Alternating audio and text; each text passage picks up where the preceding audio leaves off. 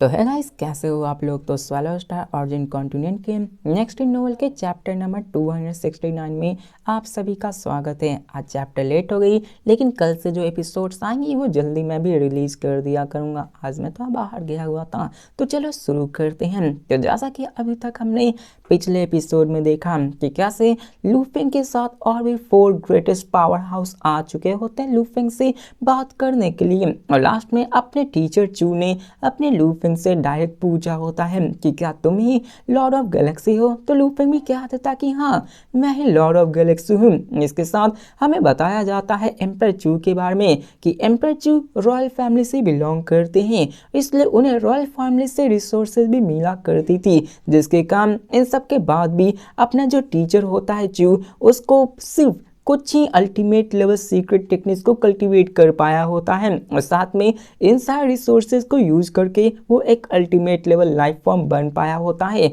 ये अच्छे से नहीं बताया गया है कि ये fake ultimate level life form है या फिर ट्रू। जैसा कहा जाए तो ये बंदा एक fake ultimate level life form हो सकता है, क्योंकि ये अभी भी घर में ही घुसकर बैठा हुआ था। इसके साथ यहाँ पे ये भी बताया जाता है कि उसने अपने आप के कंप्लीट डॉग को भी कॉम्प्रीहेंड नहीं किया था। ये भी उसका सपना था कि कैसे भी करके वो एक कंप्लीट डॉग को कॉम्प्रीहेंड कर ले। और बात करें ओरिजिन वर्ल्ड में फ्यूचर में वेंचर करने की, तो अपनी जो एम्पर चू के पास स्ट्रेंथ होती है वो काफ़ी कम होती है। और टायर की बात करें तो पूरे बिलियंस ऑफ वर्ल्ड्स के अंदर जितने भी बंदे गैदर होंगे उनमें से सबसे लोएस्ट रैंक पे वो आएंगे। और यहाँ पे मोस्ट इंपॉर्टेंट पार्ट ये भी बताई जाती है कि उसके पास तो अपनी कोई ऐसी टेक्निक ही नहीं होती है जिससे कि वो क्लोन्स बना सके। मतलब मेरा एक सवाल है कि आखिरकार क्लोन बनाना इतना सारा हार्ड होता है क्या? क्योंकि हमने ओरिजिन यूनिवर्स में देखा कि हर कोई बंदा क्लोन्स बना सकता था, अनडाइंग्स बना सकते थे, लेकिन यहाँ गॉड किंग्स क्या क्लोन नहीं बना सकते, या फिर कुछ यहाँ का अलग ही सिस्टम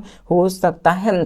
अब यहाँ पे डीचू को लूफिंग की बातों पर विश्वास नहीं होता कि क्या उसका डिस्पल गॉड किंग के अभाव आ चुका है। आखिरकार वो कितने ही लंबे अरसे से कल्टीवेट करता आया है, क्योंकि उन्होंने खुद उसको गाइडेंस दी होती है, जिसके कारण उन्हें भी विश्वास नहीं हो रहा होता कि लूफिंग इस लेवल तक आ गया होता है। लेकिन ये जानकर वो काफ़ी खुश होते हैं, क्योंकि ये उनके लिए one in a life time opportunity होती है और खुद उनके कदमों में आकर गिर चुकी होती है। लूफिंग उनसे कम्युनिकेट करते हुए क्या आते कि मास्टर, मैं अभी 2 नेशंस के एंसेस्टर को अकम्पनाई कर रहा हूँ। एक बार जब सेटल हो जाए तो मैं आपसे विजिट करके आपको हर एक चीज़ डिटेल में ज़रूर बता दूंगा। तो डीचू भी कहते कि जल्दबाजी करने की कोई ज़रूरत नहीं है मास्टर, जल्दबाजी में नहीं है। देखो, जितने भी एम्प्रेस और मोनार्चेज होते हैं ओरिजिन कॉन्टिनेंट में, वहाँ पर एम्पर किंग के अलावा जो सबसे ज़्यादा स्ट्रॉन्गेस्ट अकेला बंदा होता है वो एम्पर मिंग होता है। एम्पर मिंग भी काफ़ी ज़्यादा पावरफुल होता है। इसके साथ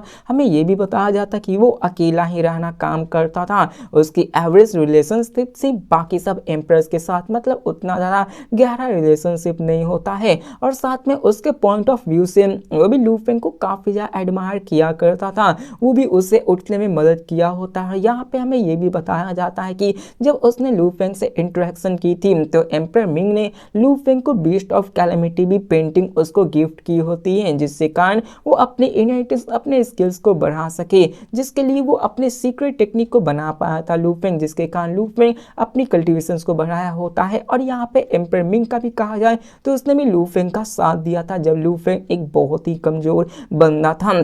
साथ में ये भी बताया जाता है कि इन सब के साथ ही लूफिंग अपने ग्रेट डॉग को सीखा था, और उसकी स्पिरिचुअल विल पावर्स ऑलरेडी उस समय तक गॉड किंग लेवल्स को सरपास कर चुकी होती है, जो कि लगभग ओरिजिन कॉन्टिनेंट की विल पावर के अपर लिमिट को टच कर रही होती है। साथ में हमें एम्पर मिंग को भी दिखाया जाता है, जिन्हें भी पता चल जाता है कि क्या वहाँ हो रहा है, इसलिए वो भी ये कंफ्यूज होते हैं कि क्या गैलेक्सी किंगडम का रूलर ही लुओ है। मतलब वो भी अभी तक श्योर नहीं होते हैं, लेकिन इस मोमेंट पे वो भी काफ़ी ज़्यादा सरप्राइज हो चुके होते हैं। अब यहाँ पर वो सरप्राइज तो होते हैं, लेकिन वो क्विकली यूज टू हो जाते हैं और कहते हैं कि ये तो सच में काफ़ी ज़्यादा जीनियस वाली बात है। मतलब ये बंदा कुछ ज़्यादा ही जीनियस है, क्योंकि ये इतने छोटे से स्मॉल यूनिवर्स से इस लेवल तक आ पाना ये बहुत बड़ी बात होती है। और डीमिंग जैसा मैंने बताया कि ये बंदा भी काफ़ी ज़्यादा पावरफुल था, इसका भी बाकी सबके बारे में पता था कि आखिरकार कल्टीवेशन कितनी ज़्यादा हार्ड होती है। लेकिन क्या करे, ये उतना ध्यान नहीं देता, क्योंकि इसको को एक चीज़ पता था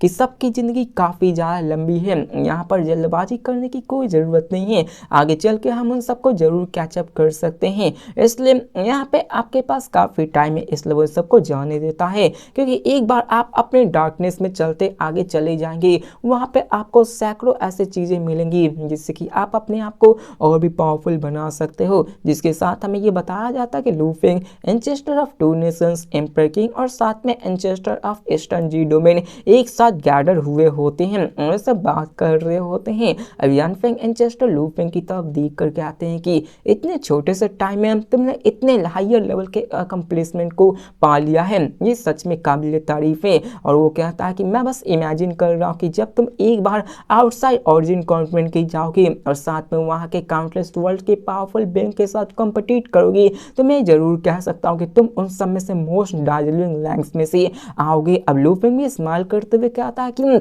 क्या वो सभी केज वर्ल्ड को ब्रेक करके फ्री जा सकते हैं। अब देखो, ओरिजिन कॉन्टिनेंट के बाहर जाकर उस डार्कनेस के अंदर एक्सप्लोर करना वो चीज़ अलग होती है, लेकिन जो केज वर्ल्ड होती है, केज वर्ल्ड काफ़ी ज़्यादा बड़ी होती है। कह सकते हो कि अपने ओरिजिन कॉन्टिनेंट से बहुत थाउजेंड्स, मतलब बहुत ज़्यादा बड़ी होती है, मिलियंस टाइम्स भी कह सकते हो कि उतनी बड़ी होती है। इसलिए यहाँ पे लू फेंग उससे पूछता है कि क्या वो सभी जो काउंटलेस वर्ल्ड से आए हुए होते हैं वो सभी केज वर्ल्ड को ब्रेक कर सकते हैं। यहाँ पे यान फेंग एंसेस्टर और थंडर एंसेस्टर दोनों थोड़े से रुक जाते हैं और सरप्राइज होकर देखने लगते हैं और सोचने लगे कि क्या केज वर्ल्ड को जंप आउट करना, और कह सकते हैं कि वहाँ पर एकदम से चुप्पी छा जाती है, क्योंकि यहाँ पर यही तो सबका सपना होता है और यही सबसे ज़्यादा डिफिकल्ट होता है कि केज वर्ल्ड से कैसे ब्रेक किया जाए। केज वर्ल्ड ही सबसे हार्ड होता है जिसको ब्रेक कर पाना इतना भी आसान नहीं होता है। और जिन कॉन्टिनेंट में आप दूसरे दुनियाओं में जा सकते हो, लेकिन केज वर्ल्ड को अभी के फिलहाल कोई नहीं ब्रेक कर पाया होता है। ये ऐसा ही होता है कि अगर आपने केज वर्ल्ड को ब्रेक कर दिया तो एक मछली सीधे की सीधे एक ड्रैगन गेट को फांद कर एक ड्रैगन बन चुका है और एक मॉर्टल अपने इमॉर्टल की तरफ एक्सटेंड कर रहा है। यही मतलब होता है केज वर्ल्ड को ब्रेक करना, और ये कंप्लीट ट्रांसफॉर्मेशन होती है। अगर कोई बंदा केज वर्ल्ड को ब्रेक करके बाहर निकल जाता है तो उसकी पावर्स काफी ज्यादा बढ़ जाती हैं। अब ancestor of eastern G domain भी लू फेंग से बोल पड़ते हैं कि मुश्किल है, ये काफ़ी ज़्यादा मुश्किल है। अगर यहाँ पे कोई बंदा केज वर्ल्ड को ब्रेक भी कर लेता है तो वो बंदा एक हायर लेवल ह्यूमन लाइफ बन जाता है और ये अभी भी लेजेंड की तरह देखा गया है। लू फेंग स्माइल करते हुए कहता है कि इसमें क्या बड़ी डील है, इसमें तो बस आपको थोड़ी सी और टैलेंट चाहिए होगी ना। अब यहाँ पर ऐसे ही उसको बताने लगता कि हाँ ये सब तो है, लेकिन ये सुनकर यान फेंग एंसेस्टर कहते हैं कि बकने वाली कोई बात नहीं, मतलब ऐसे ही कुछ भी नहीं बोल सकते हो तुम, क्योंकि जिनके पास भी हायर लेवल की टैलेंट होती हैं वो इजीली सेमी ह्यूमन लेवल तक चले जाते हैं, लेकिन जो केज वर्ल्ड को ब्रेक करते हैं वो हायर लेवल ह्यूमन लाइफ में ट्रांसफॉर्म हो जाते हैं और इसकी पावर्स काफ़ी ज़्यादा होती है। और बाहर जाने के बाद लू फेंग की fight higher level human life से ही होने वाली है। ये ह्यूमन लाइफ आप कह सकते हो कि इन सारे केज वर्ल्ड को भी डिवोवर करने की, मतलब इन सारी की पावर्स मैंने आपको बताई होंगी वीडियो में कि ये सारी हायर लेवल के ह्यूमन लाइफ होते हैं, इनकी बॉडी साइज ही पूरे के पूरे केज वर्ल्ड जितनी बड़ी होती है। समझ सकते हो कि उन केज वर्ल्ड को खाने की पावर्स भी लगते हैं सेम टू सेम मोरोसा के जैसे कि वो बाकी के मिनिएचर यूनिवर्स को डिवावर किया करती थी। जिसके साथ यहाँ पे वो उसको एग्जाम्पल के रूप में बताते हैं कि देखो मैं यहाँ पे सेवरल एरा के साथ कल्टीवेट करता आ रहा हूँ, लेकिन फिर भी मैं इन सब के बावजूद भी सिर्फ गॉड एम्पर लेवल स्टेज पे चला गया हूँ। अब देखो मेरे एक कमेंट सेक्शन में एक सवाल था कि यार लू फेंग को तो 1 लाख साल लग चुके थे सेक्टर लॉर्ड से अनडाइंग लॉर्ड बनने में, तो आखिरकार लू फेंग 1000 सालों में ही गॉड किंग के अल्टीमेट रेलम तक कैसे पहुंच गया, मतलब अपने शुरुआत से लेकर अभी तक। तो देखो यहाँ जो ट्रांसलेशन होती है वो चाइनीज से लेके इंग्लिश में होती है,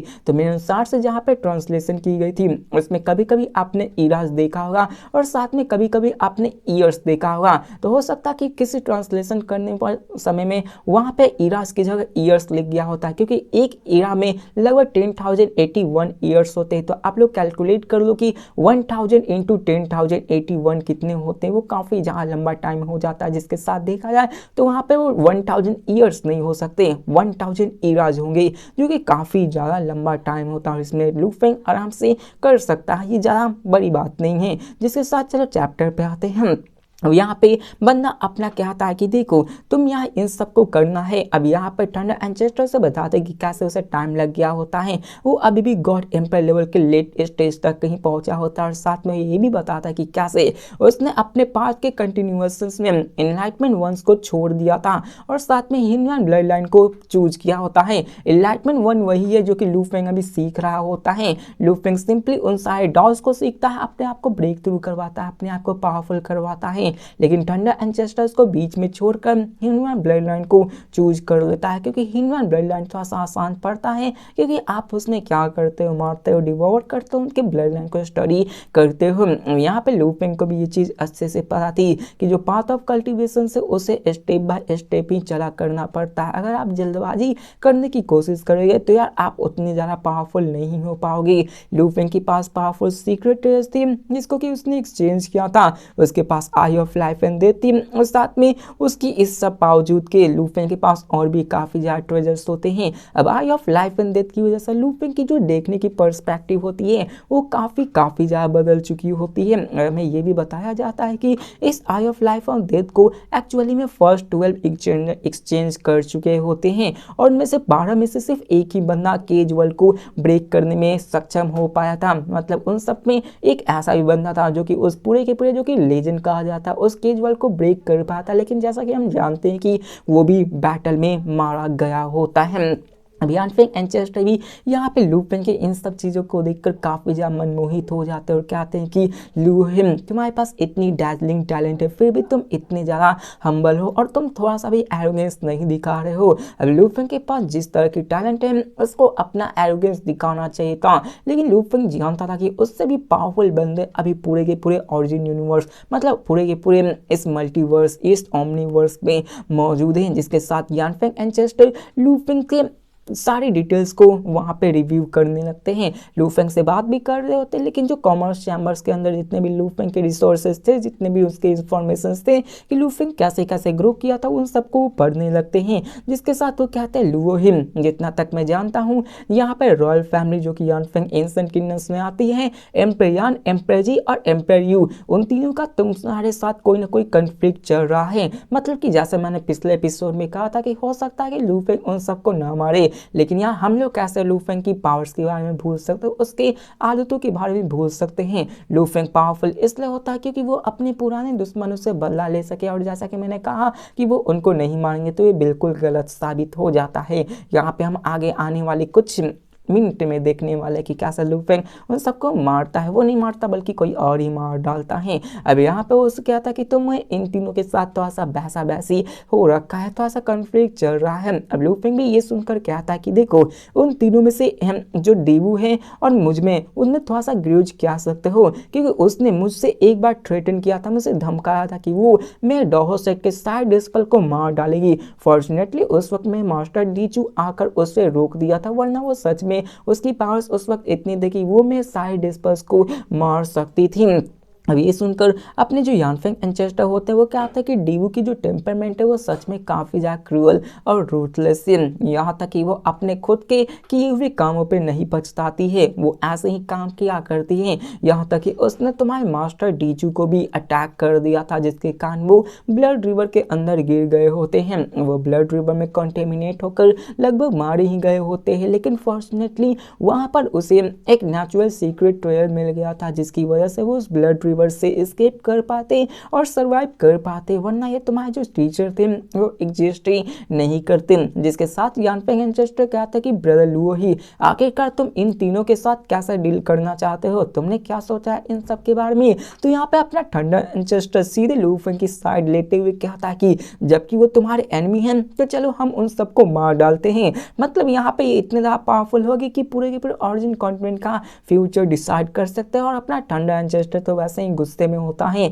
वो डायरेक्टली बोल देता है कि दुश्मन है तो चलो उन सबको मार डालते हैं। लू फेंग ये सुनकर क्या था कि डेवू सच में मरना डिजर्व करता है, लेकिन बाकी दोनों का तो वो सोचने लगता है कि क्या वो मरना डिजर्व करते हैं या फिर नहीं। अब लू फेंग और साथ में यान Feng ancestor, thunder ancestor, eastern D domain और दी किंग वो सभी सरप्राइज हो जाते हैं लू फेंग को ये देखकर कि लू फेंग अभी भी सोच रहा है और यहाँ पे इन सब के बारे में देखा था। लेकिन तभी यहाँ पर वो एक जगह नजर जाती है, वो सब सोच रहे होते हैं लेकिन तभी उन्हें कुछ कुछ एहसास होता है। वो सभी ओरिजिन कॉन्टिनेंट के उसी सेंटर पे सर्टेन प्लेस की तरफ देखते हैं जहाँ पे ओरिजिन कॉन्टिनेंट का टेलीपोर्टेशन पैसेज मौजूद था।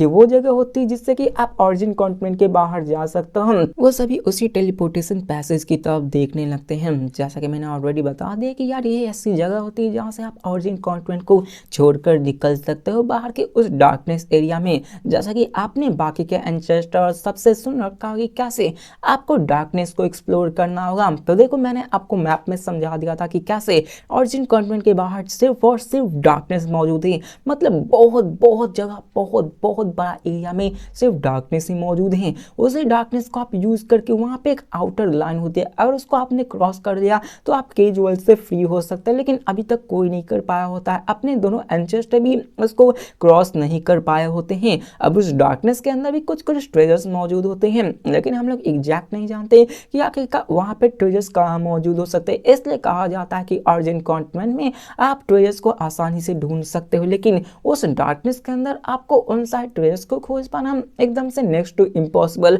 हो जाता है। इसके साथ हमें यहाँ पे सीन चेंज कर दिखाया जाता है डीबू को, जो कि डीबू हमें बताया जाता है कि डीबू सच में एरोगेंट और सेल्फ राइटियस होता है होती है। मतलब कि बहुत ज्यादा एरोगेंट, कुछ भी अपना मनमानी करती थी और हमेशा से ये रूथलेस थी, अपने ही किए कई पापों पे वो प्रायश्चित नहीं करती बल्कि दूसरों पे ही जाकर अटैक करती थी। यहाँ तक कि एंसेस्टर भी उस पर ध्यान नहीं देते थे क्योंकि यार जाने दो, अपनी ही बंदी है, कुछ भी करे इसका मन है, इसलिए वो उसको छोड़ देते थे। यहाँ पे उसने ये सोच रखा था कि जो उसने लूहो ही के साथ जो थोड़ा सा माइनर कॉन्फ्लिक्ट कर रखा है कि कैसे उसने धमकाया कि मैं तुम्हारे पूरे के पूरे डॉहसेक के डिस्पल्स को मार डालूंगी, उसे लगा होता कि यार चिंता करने की कोई बात नहीं है। जिसके साथ हमें यहाँ पे डीबू को भी दिखाई जाती है जिसे समझ नहीं आता कि अभी के फिलहाल सबकी नजर उन्हीं सब की तरफ ही होती है।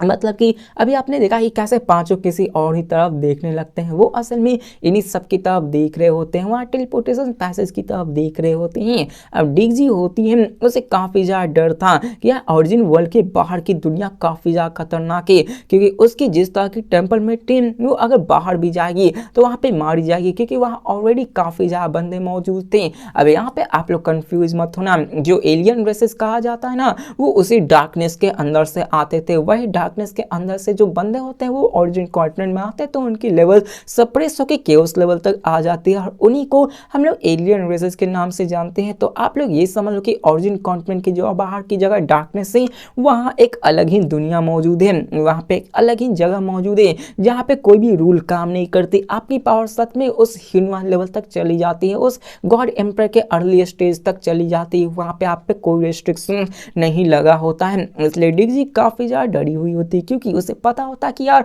उसकी पावर्स अभी उतनी काफ़ी नहीं होती हैं। लेकिन यहाँ पे हमें यहाँ पे एम्पर यान को भी दिखाया जाता है, जो कि यहाँ पे अपने डिसीजन को मनाता और कहता है यार भूले जाने दो, मुझे यहाँ पे कुछ भी नहीं दिखाया जाता। और यहाँ पर तभी एक बीम ऑफ लाइट को दिखाया जाता है जो कि एक ही झटके में पूरे के पूरे हाफ ऑफ ओरिजिन कॉन्टिनेंट को क्रॉस कर लेती है और सीधे के सीधे वो टेलीपोर्टेशन पोर्टल के पास चली जाती है। और ये वही टाइम था जहाँ पे वो सभी पांचों उनकी तरफ देख रहे होते, क्योंकि उन्हें वहाँ पे कुछ एहसास होता है कि टेलीपोर्टेशन और के पास कुछ न कुछ तो हुआ होता है। बताया जाता है कि ये टेलीपोर्टेशन पोर्टल असल में ओरिजिन कॉन्टिनेंट के टियानजू आइस फील्ड के डीप हिस्से में लोकेटेड होता है। यहाँ पे हर एक चीज आइस से बनी हुई थी, यहाँ की वैली आइस से बनी हुई थी, फॉर्मेशंस भी आइस से बनी हुई थी, जिसके कारण यहाँ का स्टेबिलिटी काफ़ी ज़्यादा होती है। इसकी आइस बाउंड वैली वो काफ़ी ज़्यादा डार्क और डीप भी होती है, जिसके साथ यहाँ पे हमें उसी के अंदर के एक डॉपलगैंगर को दिखाया जाता है, जहाँ पे उसी आइस पूल में एक एम्परर वहीं बैठकर कल्टीवेट कर रहे होते हैं और वो भी पेशेंसली वेट कर रहे होते हैं। जैसा कि हमें पता है कि उन्हें पता होता है कि लुओ ही कभी भी ओरिजिन कॉन्टिनेंट के बाहर जा सकता है, उसकी पावर्स इस लेवल तक हो चुकी हैं, इसलिए वो इंतजार कर रहे होते कि कभी अगर यहाँ पे अपने और लुओ ही बाहर जाएगा तो वो उससे कॉन्टेक्ट कर सकते हैं, ताकि वो उसके साथ में ओरिजिन कॉन्टिनेंट के बाहर जाकर वहाँ पर भी और भी एक्सप्लोर कर सके। इसलिए वो यहाँ बैठ कर उसे टेलीपोर्टेशन आरे के पास इंतजार कर रहे होते। लेकिन तभी डीफू को एहसास हो जाता है और वो भी सरप्राइज होता है और सडनली उसी के सामने एक रेनबो लाइट अपीयर होती है और उसी आइस वैली में आ जाती है और ये एम्पर यान होता है। अब यहाँ पे अपना जो डीफू होता है वो भी कंफ्यूज हो जाता है कि डियान आखिरकार तुम यहाँ पे क्या कर रहे हो।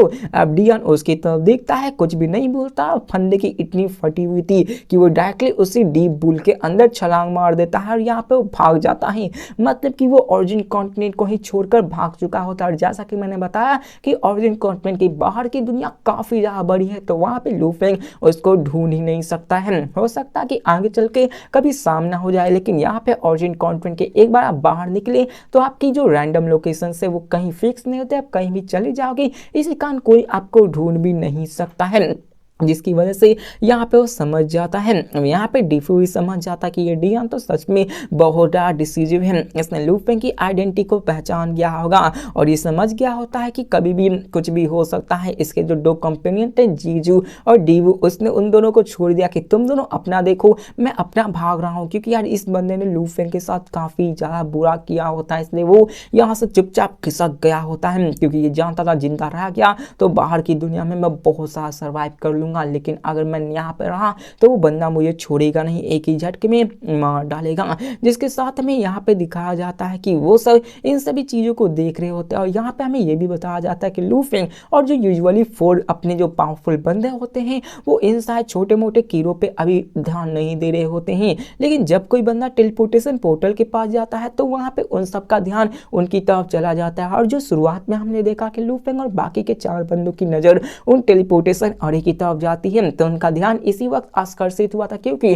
डियान उस पोर्टल को यूज करके भाग गया होता है, जिसकी वजह से कह सकता हूँ कि यहाँ पे सबको पता चल चुका होता कि यार डियान भाग चुका है, जिसको देखकर अपना डंडा एंचेस्टर भी कहता कि यार ये तो सच में इसको यूज करके भाग चुका है। लू फेंग भी इस चीज को देख लेता है और यहाँ पे टंडा एंचेस्ट करता है कि इसको तो सच में भागना आता है। अब यहाँ पे लू फेंग भी कहता है कि यहाँ पे ब्रदर यांग, ये एम्पर यांग काफी ज्यादा परसेप्टिव है, इसने मुझे देखा, इसको खतरे का एहसास हुआ, इसलिए वो बिना किसी हेजिटेशन के भाग गया। मतलब बंदे की कुछ ज्यादा ही फट पड़ी थी। जिसके साथ लू फेंग कहता है कि डीवू वो मरना डिजर्व करता था, अच्छा हुआ ये भाग गया। अगर बात करें डिया और डीजी की तो उनके साथ थोड़ी मेरी माइनर कंफ्लिक्ट हो सकती है, तो उन्हें हम लोग ओरिजिन कॉन्टिनेंट से थोड़ा जल्दी निकाल देंगे। मतलब बिलियंस ऑफ ईयर्स जो खत्म होने वाले हैं उसमें, मतलब बिलियंस ऑफ ईयर्स में खत्म हो जाएंगे, तो यहाँ पे लू फेंग सिंपली कहता है कि हम लोग उन्हें एक्सपेल कर देंगे वहां पे ओरिजिन कॉन्टिनेंट के खत्म होने से पहले ही। और यहाँ पे लू फेंग उन सबको जाना नहीं करता। आप देखो लू फेंग भी कहता कि मैं डियान को मारता नहीं, मतलब वहाँ पे उसको कंप्लीटली नहीं मारता, क्योंकि डियान ने भले ही उसके साथ थोड़ा सा अच्छा बर्ताव ना किया था, लेकिन कभी भी डियान ने उसको कंप्लीटली आकर ये नहीं बोला कि मैं तुम्हें मार डालूंगा। लेकिन जो डीवू होती है उसने डायरेक्टली अपने टीचर्स को भी, मतलब लू फेंग के टीचर को भी धमकी दिया था, उसको मारने की कोशिश की थी और साथ में लू फेंग को भी वार्निंग दी होती कि मैं तुम्हारे साइड डिस्पल को मार डालूंगी। इसलिए लू फेंग इसे मारना चाहता था, बल्कि डियान और डीजी को वो कहता कि अगर थोड़ा सा उसको पनिशमेंट देते हैं तो कोई बात नहीं थी। जिसके साथ यहाँ पे लू फेंग इन सबको नहीं छोड़ना चाहता था। बात करें ग्रेटर सिनर की तो लू फेंग उन्हें वैसे भी टॉलरेट नहीं करता। अब यहाँ पे यानफेंग एंचेस्टर को दिखाया जाता है, ये स्माइल करते हुए कहता है ब्रदर लू है, तुम अभी भी काफी ज्यादा मर्सीफुल हो, तुम उन सबको मारना नहीं चाहते हो, लेकिन फिर भी वो कहते हैं कि अगर उन्होंने तुम्हें ऑफेंड किया है तो वो मरना डिजर्व करते हैं। और जैसे ही वो अपनी बात खत्म करते हैं वहां पे एक इनविजिबल विंड ब्लो करती है और वो इनविजिबल विंड डीवू और डीजी की बॉडी में एंटर करती है। मतलब यहाँ पे लू फेंग इन सब के साथ उतना सुलूक नहीं करना चाहता था, सिंपली ये कह रहा था कि वार उन सबको ओरिजिन कॉन्टिनेंट खत्म होने से पहले ही थोड़ा सा भेज देना, मतलब कुछ मिलियंस ऑफ ईयर्स पहले इन सबको एक्सपेल कर देना। लेकिन यहाँ पर जो अपने एंचेस्टर होते हैं यानफेंग एंचेस्टर, उन्हीं के अंदर ये सारे एम्प्रेस आते हैं। वो कहते हैं कि जबकि इन्होंने तुम्हें धमकाया है, इनके साथ तुम्हारा कुछ वास्ता है, इन्होंने तुम्हारे साथ बुरा किया था, तो इनको जिंदा ही क्यों छोड़ना, चलो इन सबको मार ही देते हैं, तुम न मारोगे तो मैं मार दूंगा। जिसकी वजह से यहाँ पे उन दोनों क्लोन्स पे अटैक कर देते हैं और यहाँ पे उनकी पावर्स इतनी ज्यादा होती है कि यार ये बंदे बच ही नहीं सकते। लू फेंग के अटैक से कह सकता है कि उनकी अटैक्स काफी ज्यादा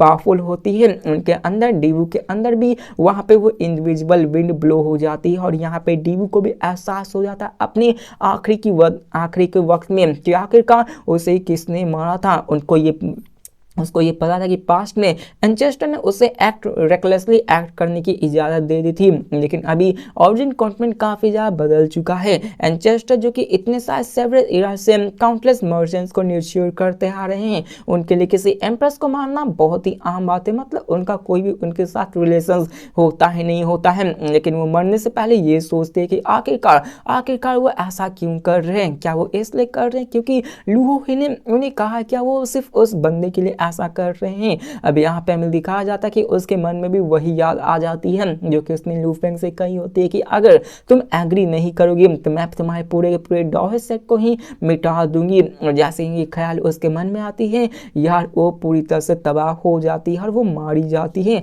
मतलब वो खत्म हो जाती है। इसके साथ यहाँ पे इस मोमेंट पे आखिरी वक्त में उसे ही रिग्रेट होता कि आखिरकार वो डियान के साथ भाग क्यों नहीं की, क्योंकि यहाँ पे डियान भाग गया होता लेकिन डीबू वो नहीं भागी होती, तो उसे रिग्रेट हो रहा था। लेकिन रिग्रेट किया क्या जाए, वो ऑलरेडी मारी जा चुकी होती है। यहाँ पे हमें डिगजी को भी दिखाया जाता है जिसे भी यह इनविजिबल विंड लगती है और वो भी वहां पे मारी जाती है। लास्ट में वो भी यहाँ पे काफी ज्यादा गुस्सा होती कि आखिरकार एंचेस्टर आपने ऐसा क्यों किया था, लेकिन आखिर क्या ही कर सकते थे। उसने भी यहाँ पे उन दोनों का साथ दिया होता और ये भी हमें बताया जाता कि अल्दो उसने डियान और डीबू के साथ काफी ज्यादा टाइम को स्पेंड किया था, उन्हीं के साथ एक्ट करती थी, लेकिन उसने लू फेंग के साथ कभी भी कुछ बुरा नहीं किया होता है। लेकिन उसने नहीं लगा था कि आखिरकार लू फेंग उसे नहीं जाने देगा और आखिरकार लू फेंग उसे छोड़ दिया, तो आखिरकार एंचेस्टर उसे क्यों मार रहे हैं। लेकिन यहाँ पे क्या कर सके, लू फेंग की वजह से एंचेस्टर ने उसको भी मार दिया होता। मतलब एक ही साथ अपने दो एम्प्रेस का गला घोट देना